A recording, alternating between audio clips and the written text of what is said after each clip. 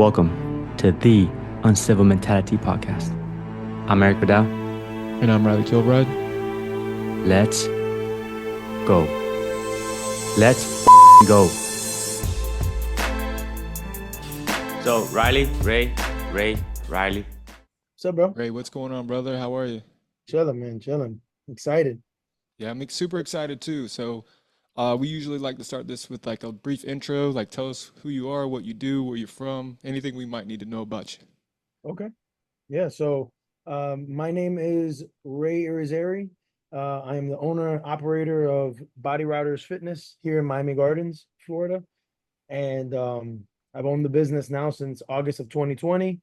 And I run a fitness gym, so we incorporate commercial style gym movements and full body type movements with weightlifting and things of that nature. So honing in on technique and body awareness to help the body move better. Nice. Yeah, man. What Yeah, part of you Florida also are you in? offer one-on-one personal training Yeah. and consulting. Yeah. So we offer the one-on-one, just like Erik said, one-on-one training, uh, personal programming, personal consulting, group fitness, athletic training as well, strength and conditioning for athletes, whether you're in high school, middle school, and college and beyond. So First it's a responders. thing. First responders as well. Yeah. That's how Erik and I met. We started in the fitness industry around the same time, and then I have a bunch of first responders here, police officers, firefighters, nurses, doctors. I mean, the whole thing. You know, a great community of people. So it's And, awesome. and you're down in Miami as well. Yep. Yeah. So I'm in Nice. the Miami Gardens area, right Nice. next to Miami. So I'm in the Miami Gardens area, next to Miami Lakes, north of Hialeah. So that area. Cool. What's Yeah. your favorite demographic of athlete to work with? Oof. The I favorite, my won't tell them. I favorite. won't tell them the Yeah. the person. So I have a lot of favorites. But personally, I love athletes. I mean, I'm an athlete myself. So the drive and hunger and competitiveness of an athlete, it relates to me. It's connected to me. Um, so the second and the minute that I feel that vibe and I catch that you have that competitive drive, I can level with you real quick. So, but then that's like that one side, that 1%, but then the 98% of people, your 99% of people that are just a regular person coming in for fitness, and that's almost as good and better, just because you know that there's no other driving force other than they want to be better for themselves, and then they have this long list of who they want to be better for. So that's, I mean, you can't knock that as well, you know. It's like choosing between children for me as well. Yeah, Like yeah, you yeah. can't really tell one kid that you love them more than the other, but uh, I've always in my like coaching career, I've Yeah. probably been coaching CrossFit for 12 years now. I'm So 20, I started when I was 20 years old, and now I'm 32. Yeah, nice. life goes a long time. Yeah, yeah. But my favorite demographic of athletes is competitive females. Like females that wanted to compete in the sport of CrossFit Yeah, yeah. will listen to every little thing you tell them. You write the workout, they'll do it, they'll give you the details you want, they'll ask for help when they need it.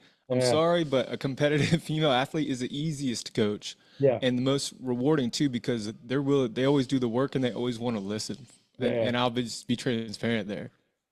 No, no, you're right. You're right. I mean, the guys carry the ego and the girls are just like they just want to outshine and they want to do better, and they know that and we know that they're gonna do, anything, like you said, and that's so true. Sometimes I've worked with athletes with different sports and it's tough for me because I love training so much. I love working out. I love lifting. I love that's my passion. Yeah. But athletes, they just want to play. Yeah. Like some of them that don't really grasp the strength and conditioning part of it, they Yeah. just want to play the sport. And Yeah. I Yeah. worked with a collegiate basketball team here in Columbia for a little bit, and Okay. it was like pulling teeth for them to want to do anything. They're the worst students. They're the worst. Yeah. They don't want to pay attention. They don't want to listen. And it's just a bunch of little kids that have big bodies, and they and Mhm. they're and they're talented. And then you got to reel them back. Exactly. They're so Right. talented, but the work ethic is kind of not there quite yet. Right. It's But spread apart, you know? yeah, usually I've seen the upperclassmen understand and kind of the strength and conditioning will finally click And then it's the younger, maybe freshmen, sophomores that haven't really made that connection yet, that struggle with it. Yeah, that's awesome. And where are you located out of? So I'm in Columbia, South Carolina. So we're the capital right in the middle of the state. We're surrounded by the University of South Carolina. We've got some other colleges, Benedict and Allen. We've got Fort Jackson right in the middle. So it's a small town, but it's kind of like a minor It's a league lot of town. That's what talent. I You call guys got a people. lot going on there. Oh yeah. That's so cool, man. So how'd you meet Erik? Oof. It was the year was 2013. I just Yeah, got man. back from flight school. Nice. So I was away for a year and a half up in Fort Rucker, Alabama. And then I came back home. And then Ray was working at the gym that I used to work at as a coach. And I came back home and I was afforded the opportunity to be a coach at the CrossFit gym where I Nice. used to work at and where Ray was currently working at. And bro, I want to say the bromance was like love at first sight. It was real. It was immediate. I saw this specimen of a man. I was like, man, he's so good. He's so athletic. Like Yeah, bro. he embodied CrossFit. He was what CrossFit was all about. And when I came back from flight school, I wasn't as fit as I wanted to be, just because of the training I was and the environment I was in.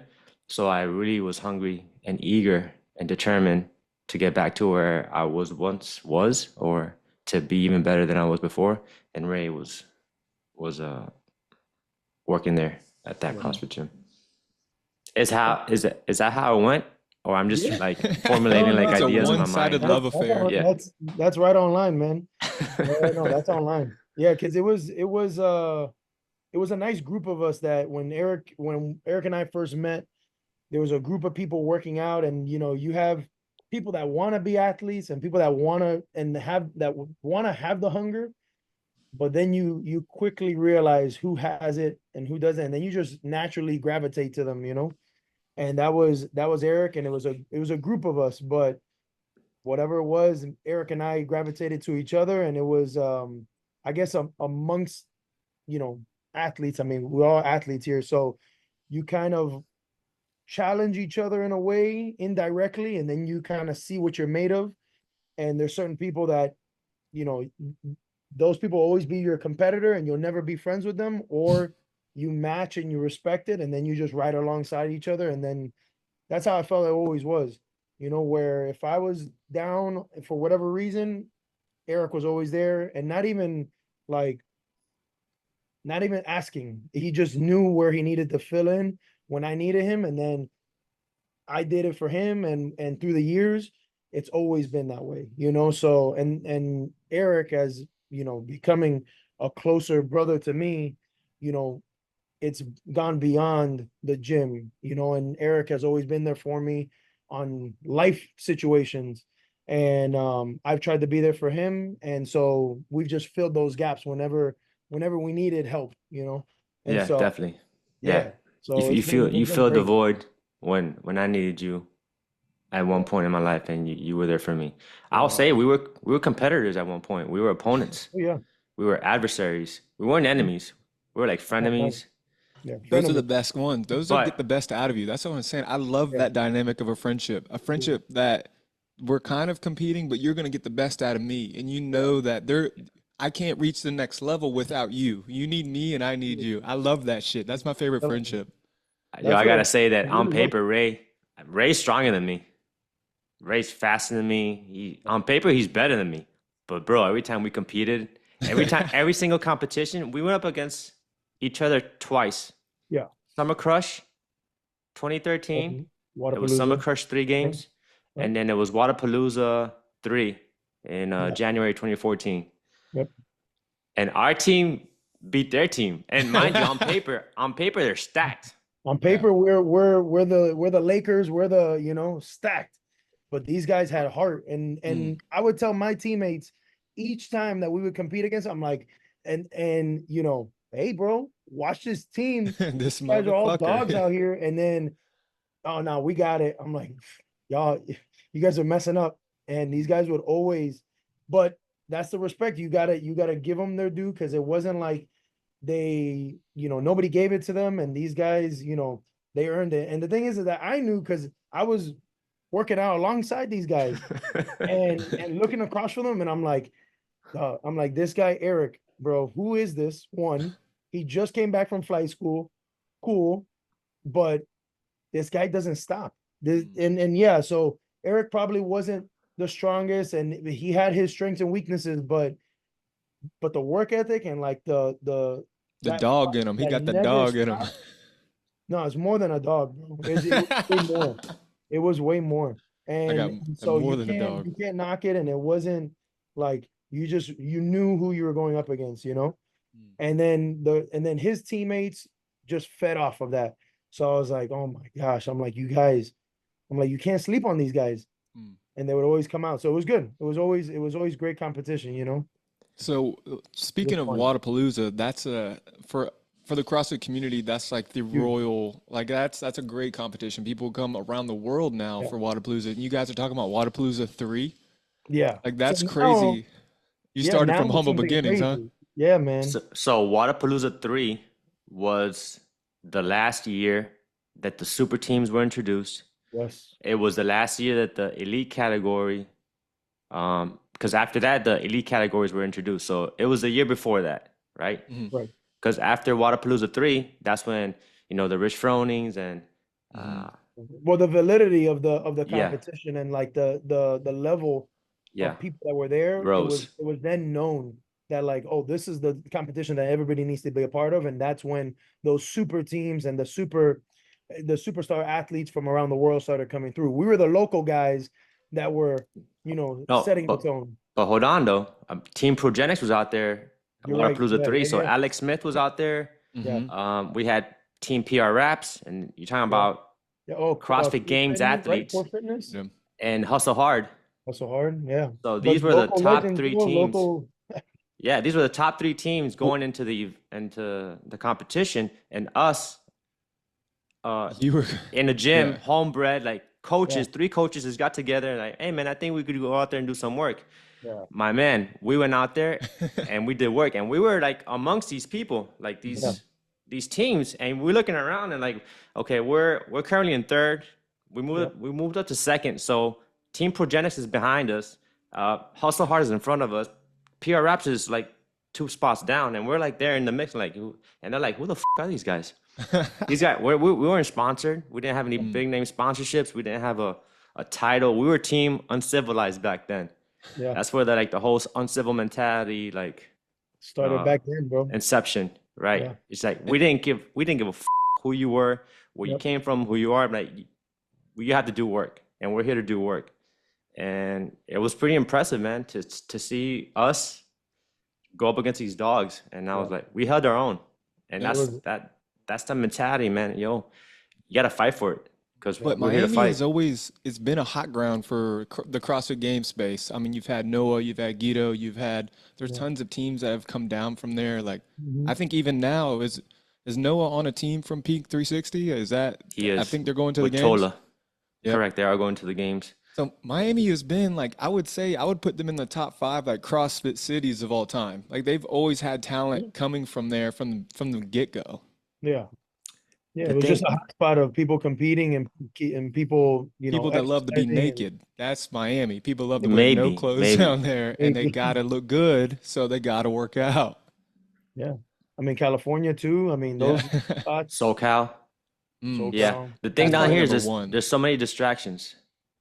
I mean, man, you What's just going gotta stay on? focused, head down, do the work. But there's so many distractions, man. To But because you have to have a group around you, man, because I mean, when Erik and I were doing this and competing heavily and training, I mean, we had a group around us that helped because I mean, like Erik said, easily distracted, and and we could do so much, but we always had a nice group that would keep each other accountable, and that's something that Erik and I, as friends and even competitors and training partners, we tried to keep that up as best as possible, and just always checked in on each other on, hey, you need anything? What you doing?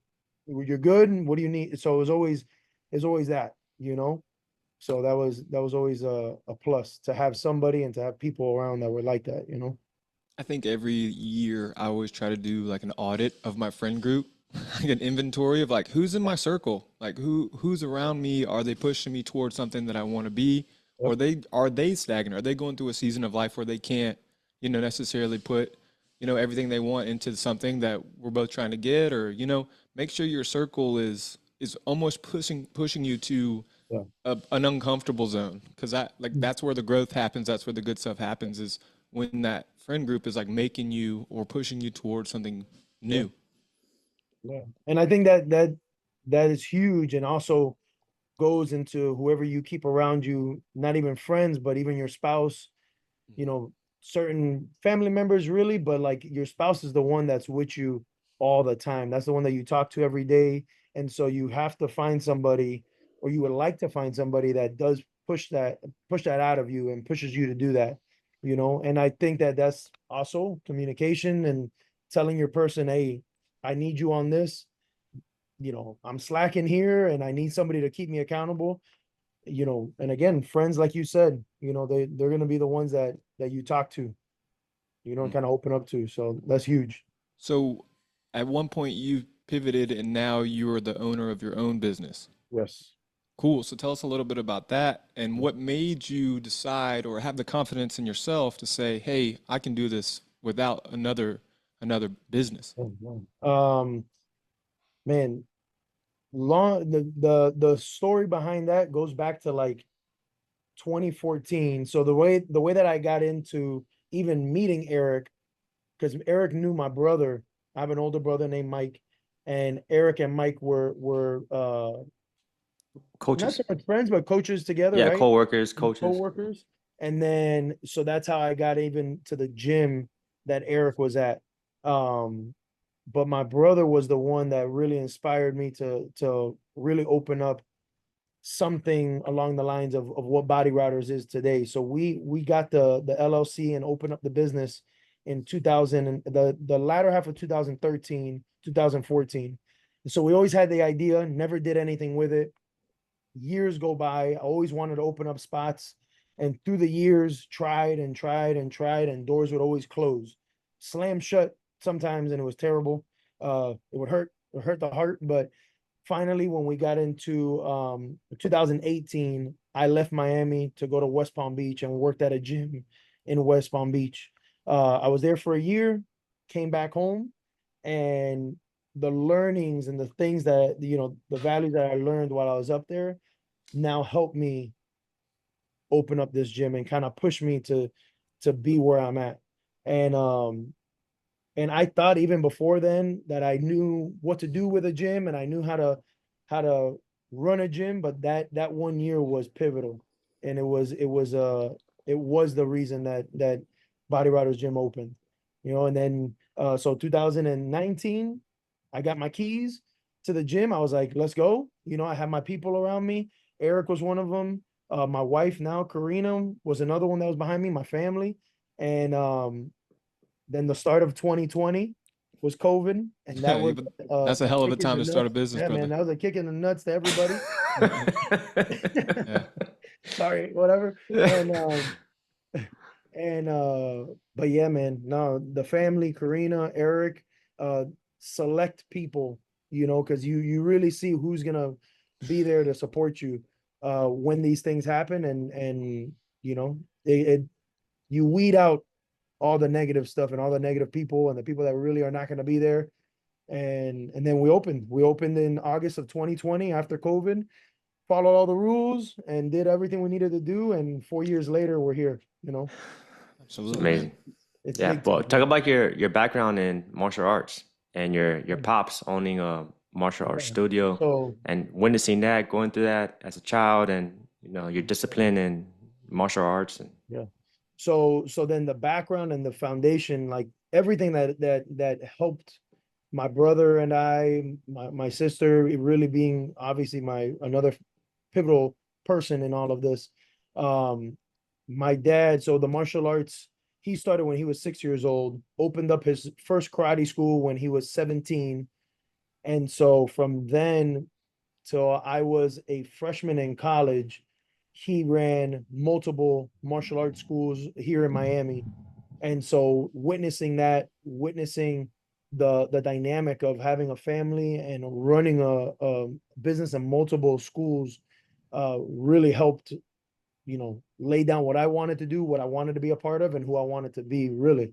Um, and so it was important. It was something I always wanted to do. I always wanted this to be a lifestyle, and whatever else came out of it, then came out of it. But owning something and running it and taking what was in here and sharing that was important, and the care that you have for people, that was always something I saw and always wanted to emulate. I So think it's yeah, really cool that you grew up with an entrepreneur parent. Like yeah, that's something that a lot of kids don't have the opportunity to see is their parents owning the things or their parents running a business. yeah, A lot of people's parents work for a company or things like that. I yeah, think that sets you up for that entrepreneurial mindset going forward. You knew what was possible, you saw it done. So I think it's important to that for that to happen. Like people now are less willing. I mean, I think we live in a time where people are wanting to be more entrepreneurial, but signing the front of the checks instead of the back of the checks is a yeah. completely different ball Completely game, brother.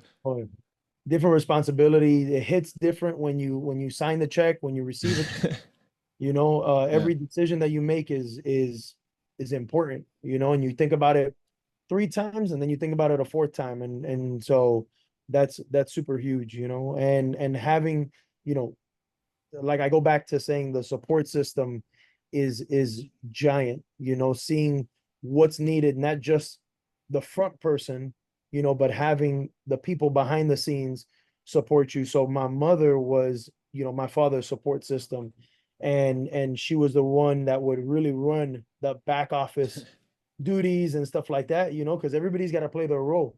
And so finding somebody that that will fill that role for you as well, because you know what you want out of life, is huge. So, I lead in that my wife Karina does that for me, and I see, how Erik moves as well, and how, Mel does that for him as well. So it's cool to see, and it's cool to see out of a friend, like out of a best friend, that he's got that as well. And it's important because the job description of being an entrepreneur, and what's called of you, is unique, and nobody, not really, it's not understood.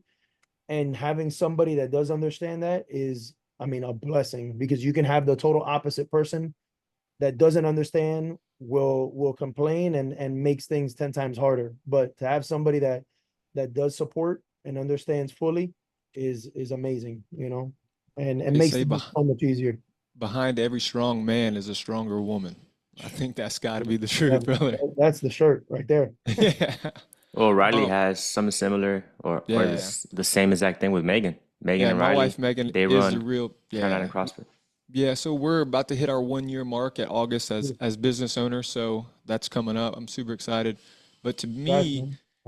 I'm a firefighter as well. So every third day I get to, have the other best job in the world. I Yeah, own a gym and I get to be a firefighter. So I've seen in the last year my wife blossom completely from a leadership standpoint, from, being a figurehead of a business, being her interpersonal skills. She has skyrocketed. Her development has gone through the roof. She's yeah, an accountant, she's a therapist, she's an administrative assistant, like all of the job roles that she has been, the hats that she has to wear, she's just been hitting home runs. So, same thing like you were saying, mhm. just the support system is amazing. And yeah, we love badass women, and that's awesome. Hey, man, that's the key, man. It's awesome. So I got a question for you. As a business owner, let's say what drives your decision making with really, let's say, your culture of your gym. Like what Yeah, kind of things play into that of like what's acceptable, what's not acceptable, what's your vision, you yeah. know, when you're making decisions that might cause some, ruffle some feathers, but Waves, yeah. yeah. So how do you approach those situations and how do you make decisions? Yeah, man. I believe that what goes into it is whatever decision I'm going to make or any announcement I'm going to make, again, the decision process, it has to sit well in my heart, in the sense of like, I can explain it 10 times over and I truly believe it every single time that it's said, whether it's the price of the gym, the amount of classes we provide, my own schedule, my availability, and even into the rules and the culture of the gym. It has to sit well with what's in here, and also just my past experiences and what I've learned through the other gyms and the other businesses that we've been a part of, I've been a part of. Um, we have to learn from our past experiences, because if we don't learn, then why the hell did we go through them, right? So we have to learn from them. We have to be better as men, better as businessmen, as a training regimen program. We have to be better. So when we make the decisions, you know, they have to be for the betterment of, whether it's yourself, your members, your partner, whatever that looks like, and during COVID times, it was, what is the best decision that we're going to make as a culture, as a gym, to keep everybody safe and to make everybody happy all at the same time and keep the doors open. So let's do that, through election times and politics, because that is a huge thing that happens at gyms. The talk about, whether it's relationships, friendships, politics, religion, those things are very important and cornerstones of who people are. And so you don't want those things to separate us, because that can break a culture very quickly. So it's always saying, what's the most important thing? Gym, fitness, love, and happiness, and let's keep that rolling no matter what. So Absolutely. And that falls into decision making as well. As long as you're doing it with the right intentions, and like, I'm doing this for the betterment of my people, the betterment of myself, because you have to be selfish as well, because you got to eat as well, and the only way that these doors stay open is if, we are also making money and we're doing well, and we're happy, because we are the driving force. We're the person at the helm driving the boat, and it's got to work. So, and culture is huge too. So, your gym has to be something that is inviting, that people want to be a part of, and so you try to instill that. But I've been blessed with people, with members that support me, support the vision of this gym. And as much as I welcome people, when somebody walks in brand new, they welcome people as well. So that is a culture, and that is something that people want to be a part of, so it's important, man. A lot of words, but yeah, man. No, you smashed that one. Yeah, That was a home run, brother. yeah, No, I've seen Ray firsthand focus on solutions instead of focusing all the energy on the problem, right? yeah, So, okay, we have a situation. This is the issue. Let's solve it, right? yeah, Let's work towards a solution. Not dwell on what happened already, right? Just move forward. So yeah. yeah. And I think there's moments and times for us to either reflect, or let's have a solution based conversation, and let's get to something. Yeah. Because we can sit Yeah. here all day and night, talk about, this is the problem, who did it, you did it, I did it. All right, Yeah. there's a problem. Yeah. What's the solution? How can we get there? Let's brainstorm, Let's you fix it. know. Mhm. And So very, Sometimes, very oh, stoic. Very yeah. stoic in that aspect. No, I'm one of yeah, man. That's why I resort to Ray, or I rely on Ray personally. So my wife and I sometimes are completely different in our decision making. And this is sometimes, especially with our business, like yeah, I'm sometimes more, cut the head off the snake, solve the problem now, boom, yeah, boom, quick, direct action, fix the yeah, problem, you know? And sometimes she's a little bit more nurturing. She's a little bit more emotionally intelligent. I will give her a lot of props there. And it's been fun and kind of interesting to see what strategy works sometimes and what the other strategy works sometimes. Because sometimes I'll make a quick decision, fix the problem, and it's not the right way. And yeah, then sometimes a problem will present itself where it takes a little bit more of some emotional intelligence, some compassion, some empathy, and she has those in spades. Draw for Uno card, she's got them all. yeah. You got 'em. And it's been interesting to see in using our past experiences to be like, okay, this is one of those situations where we use the emotional intelligence, and then here is a situation that's presented itself where we have to act quickly and, you know, Yeah. just cut the head off the snake. And I think that's those are the roles, right? Those are the roles that we play, and we have those people that help us where we slack or we lack, right? So, because I know I have that problem. I think I don't know if we can generalize it and say it's a man thing where we just sometimes sympathy is and empathy isn't quite leveled up yet. We're not quite there, but because sometimes I get in those moments where I'm like, cutthroat, let's go, Mm. let's keep this thing moving, where it does need a little bit more attention and a softer touch, and a little bit more thought behind it, because I think all three of us can be, you know we get solution based and too much in this let's solve the problem now, where it may need another look through before we really decide on something and land on. Well, So let me add to that. Sometimes I yeah, look at a situation and logically think I've come out with 5 different outcomes at one point, and I've just come out to the best outcome or solution, and I'm gonna go ahead in that direction, all in, because yeah, I've already like formulated, okay, if I go with this route, I'm gonna yeah, end up short. If I go this route, or I'm gonna be diverted to off to the side, I'm gonna go this way because this is like the most straight line forward. yeah, So I've already thought about all these solutions. I'm just gonna pick the best option at hand, and logically, I'm gonna go with my instinct. right, Whereas sometimes, if I'm talking to my counterpart, right, I'm talking to Mel, she's like, "Oh, but we should no. Oh, but then think about it. No. Oh, but I've already thought about this 20 times, and we're yeah. just wasting time at this point. Mm. No, I've already Already done decided. the analysis. You don't know how many things I've gone through already. Correct. Yeah. I've already decided we're going this way. Let's just go that way. Yeah, But then it's like, oh, but this, babe, no, we're not doing that. yeah, We're going this way. So yeah, Sometimes, man. and I call that like paralysis by analysis. Thinking of what we're trying to do for so long enables us to act. So just maybe going with your gut sometimes is the way to go.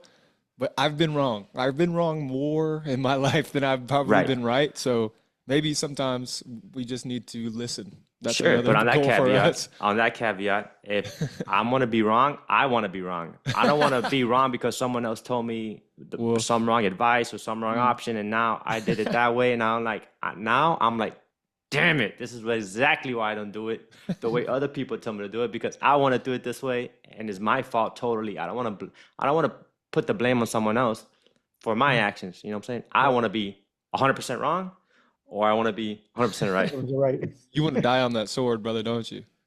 Well, yeah, because it's happened time and time again. And learning from past experiences, like we're talking about, you gotta learn from your mistakes. Otherwise, what did you learn? You didn't learn Yeah, anything. what are So we lesson doing? learned Yeah, is time and time again. No, no, I don't want to do that. I'm gonna Well, go I over think here.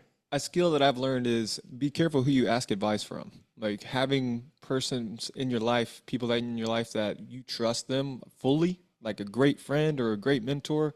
Those are the people you ask advice.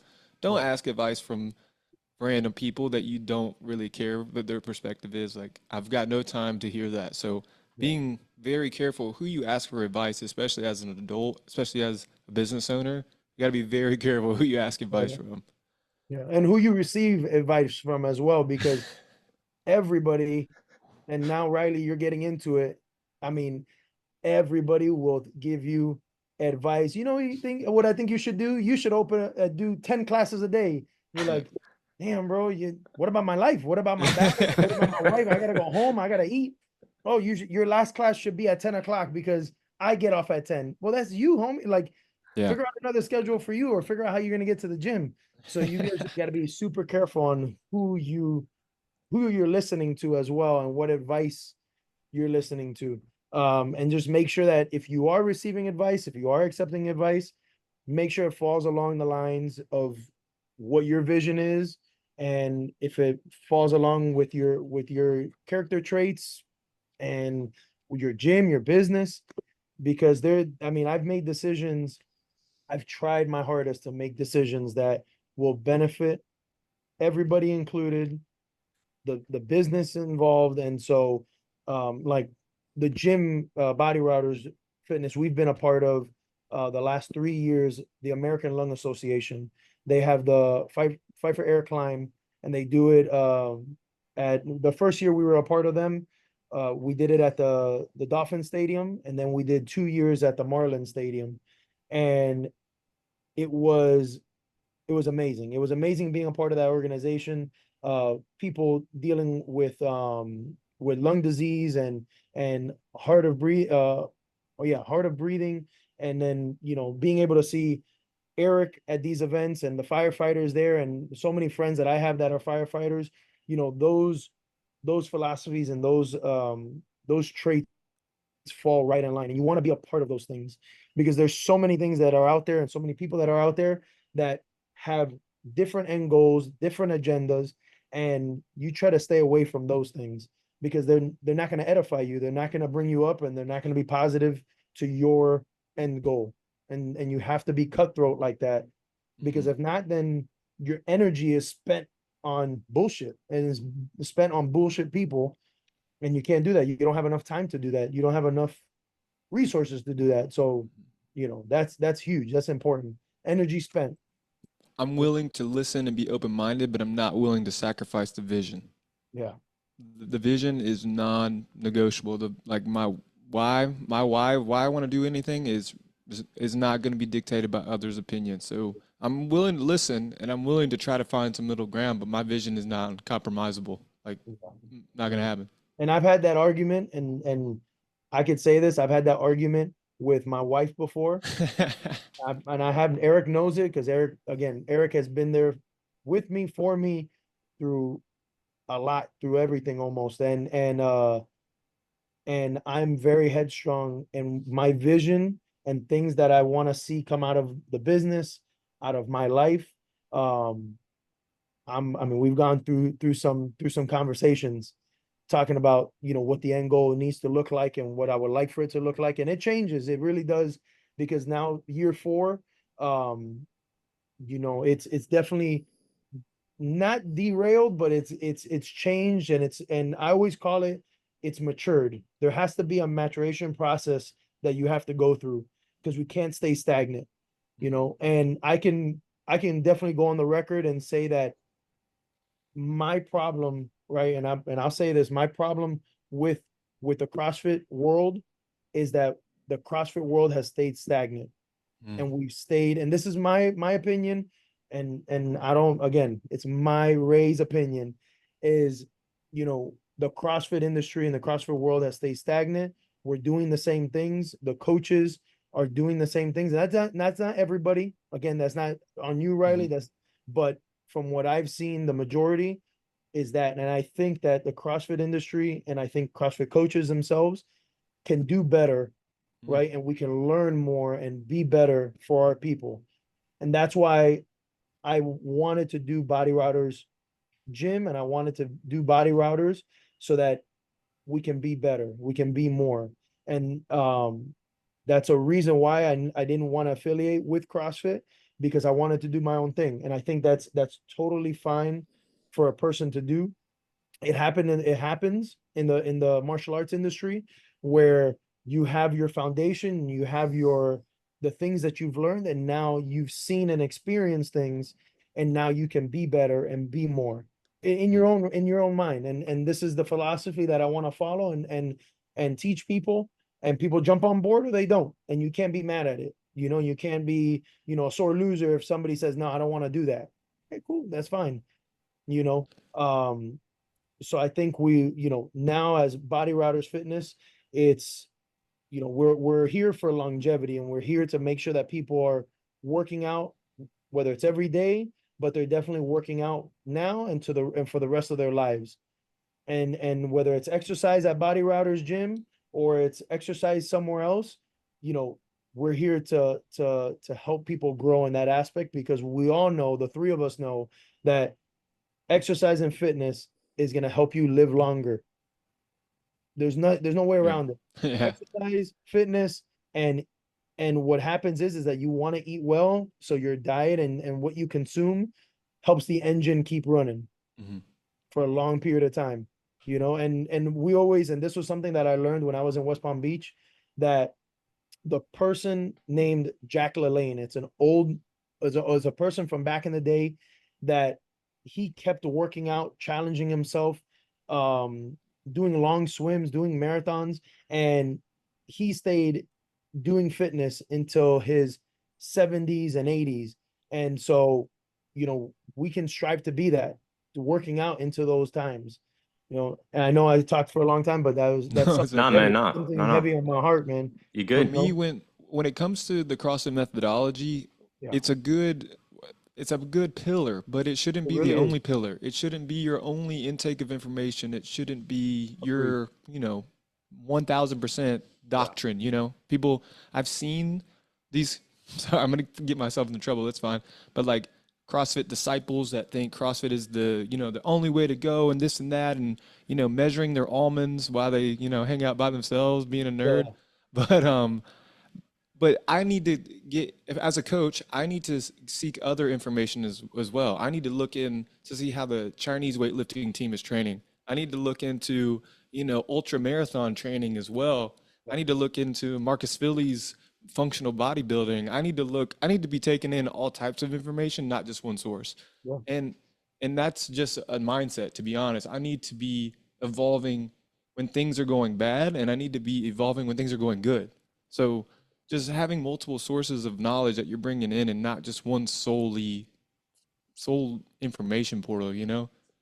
And look, CrossFit is my foundation. That's where I started in 2011, and I love CrossFit for it. I love the training methodology, but we have to mature and we have to be better than what we did back in the day, which was Mhm. work out hard as every single day, because the body just, it's gonna break down. Yeah. My body breaks down, Eric's body breaks down. It just happens. So we have to be smarter, and we throw in our rest days, we throw in our accessory days, and we do those things where there's peaks in our training method, and then there's lows where we can chill, we recover, we still focus on our body, and we focus on movement pattern, and all those things. But I believe that doing that and supplying that for GPP, for the general population, Mhm. is huge, is Oh yeah. huge, because the high level athletes, and I'm gonna throw us in there, right? We're the high level Thank you. athletes, right? Yeah, we can handle that because our bodies were built for that from a young age. But the general pop, I mean, they're Mhm. really, they're coming from a 9 to 5 job. They're coming from being with their 3, 4 kids, and now they just want to work out, have fun, meet some new people, sweat a little bit.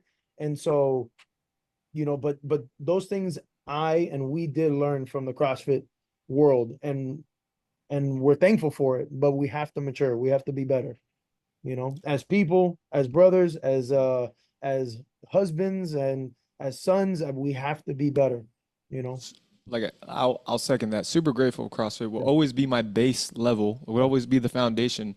yeah, But other things interest me. Other things grab my attention. Other things I want to do. Other things. yeah, I've done Brazilian Jiu Jitsu. I've done triathlon training. I'm do firefighting stuff. Other things interest me. But CrossFit is always that kind of GPP or keeps me, that base level of around you. fitness. Yeah, Yeah, exactly.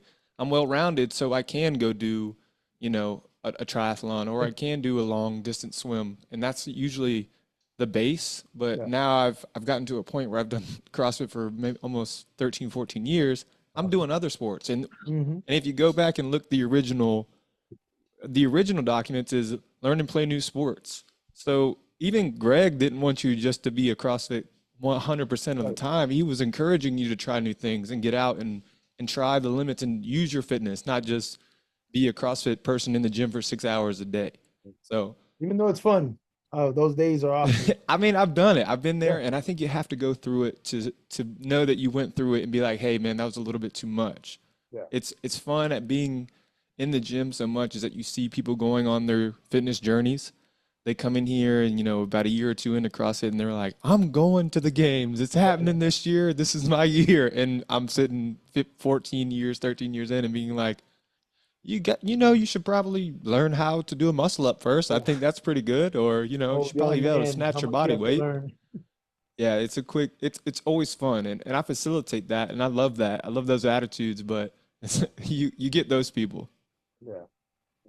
Eric and I have had those CrossFit game moments and dreams many times, and we've talked about it many Look, times man, over. back in the day was a lot easier. Now, Oh, dude, just the you other have to be. day, we Yeah, always we'll talk about it. that was my only. I got in a little early, but still not early enough to get that close. I competed at on a elite team at like the Granite Games one year, and that was like the peak of my CrossFit performance. I was competing against like people like Noah, and a lot of the games competitors were out Yeah. there. I'm not saying that we were close to beating them or anything like that, but to get out on that field and compete with them was the apex of my CrossFit career. And then I'm like, nah, that's it, that's it. That's Well, so Ray went to regionals Okay, at one yeah, point. you're able to get there. that's an OG. People don't even know that anymore. They don't even know what that means. Yeah, exactly. I was stoked. I thought I was super gangster. Just to Yeah. even Was it when it was in Jacksonville? This one was in Georgia. Oh, even what year Yeah, was this? this was the Southeast Regionals, 2015. I believe it was Yeah. 2015. Yeah. I think So we went in. my wife was on the regional team in 2014, 20 Okay. something like that. She was on a Yeah, team, and it was we went impressive to. for her to snatch her body weight in 2014. People were like, "Wow, she's Yeah, so yeah, strong," and now they're incredible. snatching over 200 pounds, like no problem. It's a different monster out there these well, days. it's the Here's evolution. a quick CrossFit question: how clean do you think the sport is? Oh, Yeah. dude. Come We're, on, man. we're, Come we're on. going there. Come on, We're man. going there. Come on, man. Oh No name man. drops. I'm just No, saying. no, No, yeah, no, don't no. say who it No, no, is, no, but no. do you think they're doing a good job of testing? Do you think it's prevalent in the sport? Do you think that, you know? So I think that it is not clean, Mm, right? But I believe that there needs to be these performance enhancing, we can call them the PEDs, right? The performance enhancing drugs, but because of the where the level of fitness is now, to be a well-oiled machine, you gotta be putting in things that are gonna make a machine run well. So mm, they do it with cars, they do it with NASCAR, they do it with Formula One. They're putting the top end juice yeah. into these machines to make it run well. I mean, that's the only way. Your body naturally is, I mean, it can, because the body is limitless, and we know that. Mm. But to the speed and the quickness and the instant feedback that we want, there has to be other things that help it, you know. A catalyst. Yeah, there has to be catalyst to all of it. And They so, do they I think could it's be doing completely everything clean? else right. They Yeah. could do everything else right, but still, you gotta imagine where I learned. I went to an athlete camp from James Fitzgerald, Okay. OPT, back Yeah. in the day, Yeah. OPT. super Yeah. OG. Wow. I went to yeah his athlete camp, and this was in 2015, 2014, back Amazing. when I That's thought I the had a height of it, chance. baby. Yeah, it was pretty Yeah. big. But he came in here and he was like, basically, if there's money to win and there's a competition, people are going to cheat. Yeah. People are going to do everything they can to have an advantage. And this was in 2014 when the CrossFit Games was only winning like $50,000, Yeah. $100,000 maybe. And That's now big there's money, man. millions. Yeah. There's millions on the table with sponsorships and the games and all the different competitions. So, I mean, I want to live in a world where we think that these people are can do it, but Yeah. obviously you've seen in the past that a lot of athletes have been popped Yeah. and they've suspended them. And the kid I think is actually back. Gerard is back this year, the Yeah. Australian. I think he's been back the last couple of years, but I believe so. Yeah. uh, And he's it's and just the tough. workers always have to be put in. That's one thing Mm, that people will say, oh, well, they're taking things, maybe so, but you still have to put the work in. You still have to be in the gym day and night. And yeah, you're gonna have a little bit more on the in the lung capacity, and you're gonna have a little bit help on the strength. I'm like, but you still have to take care of your body. You still have to rest. You still got to do the weight. You still got to squat. You still got to deadlift. And so the work is there. mm. So and What's these your guys are thoughts? doing it. Have you listened to or heard anything about the enhanced games? Eric, I've been meaning to ask you about this. It's like a thing, like an Olympic sports or Olympic competition where Yeah. everyone's on it. They're all tuned up like NASCARs. They're just all got everything in them, and they're gonna see who's the best at the enhanced games. Was That's that the that's speculation? the Was that No, like it's a something that's real been thing. throughout? It's a real It's thing? no, no, actually no. It's a actually real happening. thing. Yeah, I've heard a lot about it. That's the Coliseum, man. That's the I want to see theater it. sports right there. I want Man. to see someone run fast, swim fast. I want to see it, and I'll watch it. I'm into it. Yeah, no, it's gonna be great because now it's what are the limits of the body? What can the body really do with all of our technology and science and stuff? These guys are gonna be coming out there looking swole and running fast, and you're Well, gonna now see there's no doubt. Everyone knows it's an even playing field. That's it. all I think in competition we want Yeah, is an even playing field. And yeah. I listened to a little bit more of the enhanced games is that you can enter and not be on anything. They're even allowing people to be like, That's amazing. That's great. if you Yeah. think they're the fastest without drugs, come on, go ahead and compete against this guy that's on a blood doping protocol and see what happens. I'm I I'm can I'm all probably about bet it. it's not going to work out well. Yeah, I'm all about it. I think that's so cool, that they have a set aside, you know, group for that, I and think competition for that. I've been really into the Tour de France. I think it's a crazy athletic feat. That's And it. one year they went back to test the last, I think the 18th place person was the first person that was clean. Yeah, So the first 17 people I in saw that. I front saw that study. Yeah. were on drugs of some sort. So Mhm. I just want an even playing field. I just want transparency. I want honesty, Yeah. and that's all really we want to see in competition. Yeah. So I'm all for it. I want to see somebody hit a baseball 700 feet. I want to see it go beyond 2 baseball fields. Yeah, I Do want to that for see, me, please. and I want to see a baseball game where it's 25-22. I don't want to see no 1-0 ball games. I want Shorten to the fences and give come them on. the drugs. I want to fucking see it go to the Let moon, go. Let it brother. rip. That's what I want. Yo, who would like? That's Please. why I respect the game because I'm an athlete. But soccer, like, if you give me a 1-0 match and I paid money to see this, like, shorten the field, make the goals bigger, give me 25-28 Yeah. soccer game. That's what I want to see. Who doesn't want to see that? I want to see a ball I kick. hate watching a 1-0 competition of anything. You see, I've grown an appreciation for soccer.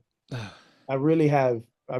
Look, my stepdad has got me into it, and now I'm in. I could sit there and watch a game. I just watched the Copa America game, and it ended up 1-0. It went to the Yeah. 122nd minute, and I was up till 12:30, almost 1 o'clock, watching the game. Mm. And you appreciate the sport. You appreciate these guys running for 120 minutes for a damn score of 1-0. But wouldn't you want You to know, see 10-11 though? 10-11 would have been a little bit better, yeah, you know? but then you really appreciate the athleticism that needs to be had to be, and the skill that needs to be had to do that, Yeah. I because see now both sides of the that's coin. just like the NBA now. The Yeah. NBA, you're seeing scores run up 130 to 120, and then all you're seeing is no defense. Mm. It's an offensive heavy game. So yeah, you see skill and you see people dunking and stuff, but if you're a traditionalist that likes to see true sport and the true defense and the true, then It's but about the money, man. They yeah, want to see him okay. dunk. They want to see 170 points. They want to fill the seats. That's what those people want to do. But again, I want to see a LeBron James on the juice cocktail Yeah, doing a yeah, dunk, let's doing a go. dunk on a 20-foot rim. I want to see a 10-foot person Yeah, dunking on a come on, 11-foot rim I want to and see it. just going at it. Yeah, why not? Yeah, you look, it's rarely that we talk sports on this podcast, so thanks, right? Yeah, no, I'm with it, man. Eric, what do you think about the enhanced games? Would you go? Would you watch it? Oh, I'll watch it just to Hell see yeah. what the human capabilities are. Yeah. Yeah. And But from a it'll medical be interesting standpoint, just to yeah, see I the think feats achieved. hearts will stop. There'll people be spazzing out and dying out there, I think. Well, this is the thing. You could enhance the muscles, but then your bones at the Mhm. capacity, man, those, I mean, They'll crumble, man. ligaments, tendons, Yeah, they're gonna give. yeah. Those, to my understanding, the more juice, the more you strengthen the body, can your actual bones handle the weight imposed upon it? Can the ligaments withstand the weight and pressures or Tension what is it? applied from muscles The and Yeah. the centrifugal force, the forces applied to like the actual like bone, like body. yeah. I mean, it could be crippling. It could be the first and last year they do Really? that. For I mean, real. just to see a gruesome injury. Oh man. Yeah, you've seen a little bit of those fractures, like green stick fractures in an NBA game or a soccer game, just a bone popping out. We'll see some of that, and I'm here for both of those. Yeah, I can imagine. But That's not fun. Send it. Go. was the Copa in Miami? It was. It was a shit show. I saw it. People were like busting down the walls to get in there, and there was a Yeah. bunch of violence. Like I'm here for that too.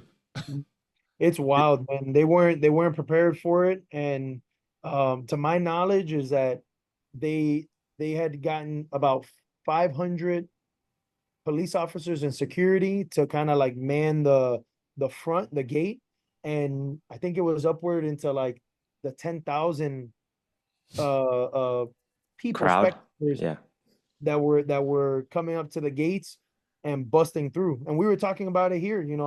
I would have done the same thing and let them all come in, because I'm not going to get stampeded upon. I'm not going to get ran over Yeah.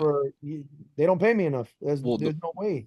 And even if I was a police officer, to put myself in harm's danger like that, it's crazy. And I well, had the heard stories of people getting stabbed, getting robbed at the game.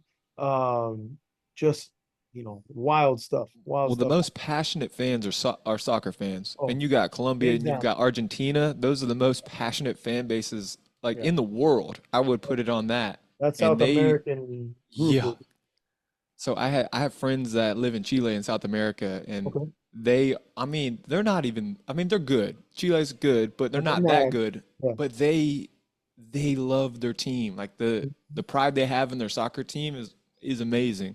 I Right. went down there and they bought me a jersey, and like I have a couple up here at the house. So if That's I'm awesome. not for the USA, that's my second team there down there in Chile. That's awesome. My wife Karina, she's half Chilean. Mm. So whenever the games are on, we always root for them. That's cool. They say the Colombians are the best looking fans in the world. I've heard that. I don't know, man. Smart My man. wife, my wife is the best looking fan, so I don't know what to My tell you. man. I said they, not me. They said Yeah, it, yeah, not they me. said it. I didn't say it.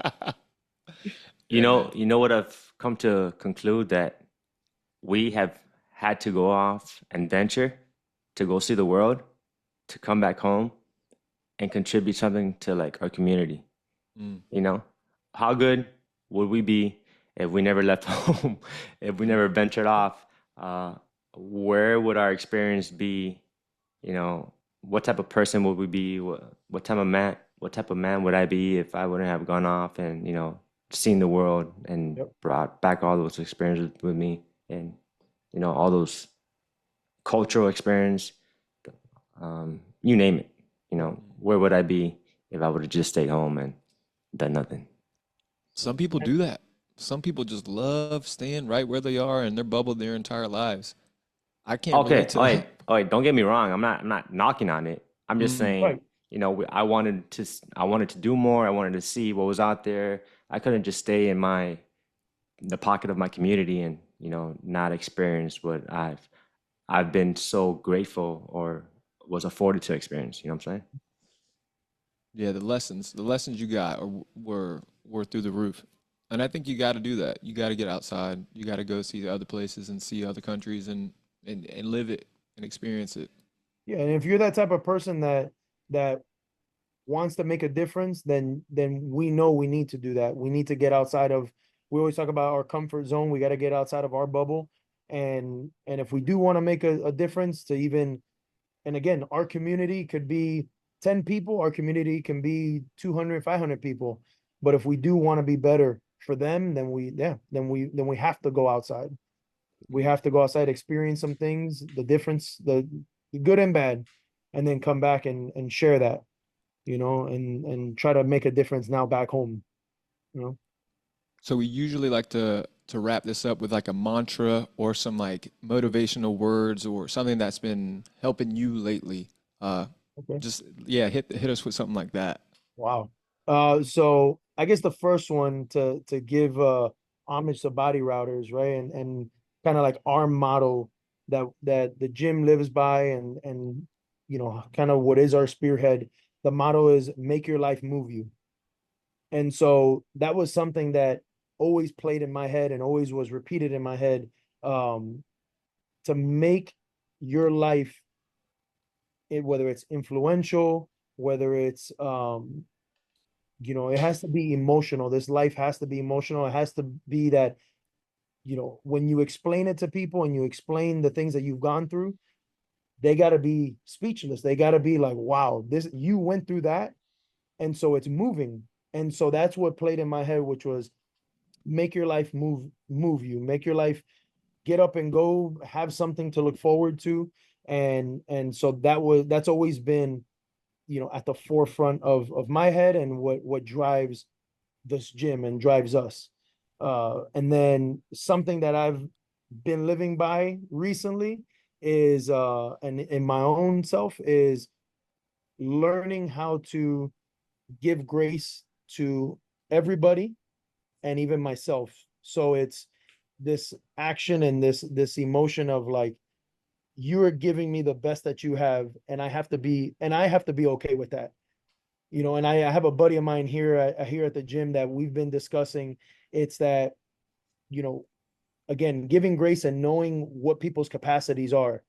And that's going to save you and it's going to save them, and it's going to make you move forward to the next thing. So somebody's 30%, or I'm sorry, somebody's 100% is your 30%, but understand that they are giving it all that they got. They're giving you the best. And so now give them grace and say, thank you so much. I appreciate that you're giving me the most that you have, and then if you know that somebody's only giving their 50, now this is where I can influence them and say, I need more. And that's what we're here to do. Just like you guys running this podcast out of each other are pulling these other percentages out of each other and saying, I know that we can do more. We could be the spearhead to this. And I know that Erik, with the Uncivil, with the Uncivil brand and the Uncivil life has been the spearhead to that, right? And to pull these extra percentages and these extra things that people didn't know that they had, and to pull it out of them, and that's him and his methodology has helped me as well, to be the spearhead of this My Little Fitness community, to really drive us and to be better. So yeah, man, that's been my life. And now, moving on and being more of an adult and making new decisions has been, it's been great, and, Well, Ray, it man, all thank goes you. over. It all helps each other out and washes each other. So it's great. Ray, thank you for coming on, man. We appreciate you. We know how important each hour is in the day for a young entrepreneur like yourself. So we're super grateful that you were here, man. Thank you. Yeah, man. I appreciate you guys, doing this and thinking of me and having me on here, because, I've always wanted to support any which way, especially my biases to Erik. I'm with him and for him 100%. Whether it's doing a workout, a business deal, buying cars, whatever it is, I'm there 100%. Yeah. And we can always go in on stories, because he's got stories about me, I got stories about him, because we've been there for each other, and that friendship and brotherhood between him and I is deep rooted, That's so cool, it's man. cool. It's fun times. I respect you, bro. Thank you for your time. Love you, man. Love you guys. Thank you, man. Amen. So, to all the viewers and listeners out there, the Uncivil Mentality Podcast, thank you for joining us. On behalf of myself, Erik Vidal, And I'm Reilly. Kilbride. Get after it. Get in your gear. Start training. It can never be enough.